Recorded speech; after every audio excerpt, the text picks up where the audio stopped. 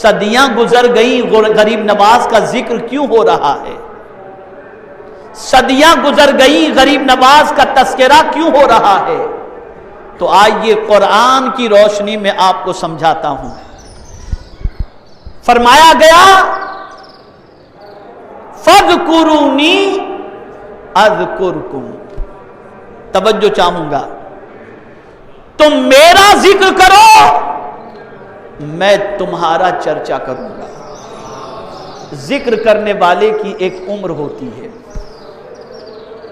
کوئی اللہ کا ولی پیدا ہوتے ہی اللہ کا ذکر شروع کر دیتا ہے،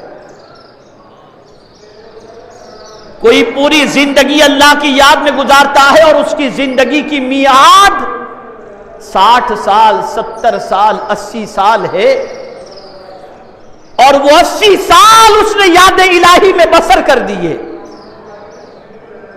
اب اگر ہم غریب نواز علیہ الرحمہ کو دیکھیں، قرآن تو یہ کہہ رہا ہے تم میرا ذکر کرو میں تمہارا چرچا کروں گا۔ پتہ یہ چلا جب تک تم ذکر کرو گے تب تک میں تمہارا چرچا کروں گا۔ ہونا تو یہی چاہیے، ہونا تو یہی چاہیے، جب تم مجھے یاد کرو گے میں تمہارا چرچا کروں گا۔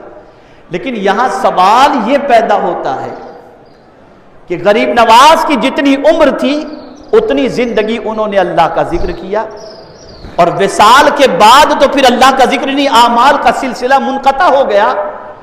پروردگار خواجہ نے جب اپنی عمر کے مطابق ذکر کیا تو خواجہ کی تو 800 سال کی عمر تھی نہیں، پھر یہ 800 سال سے خواجہ کا ذکر ہو کیسے رہا ہے؟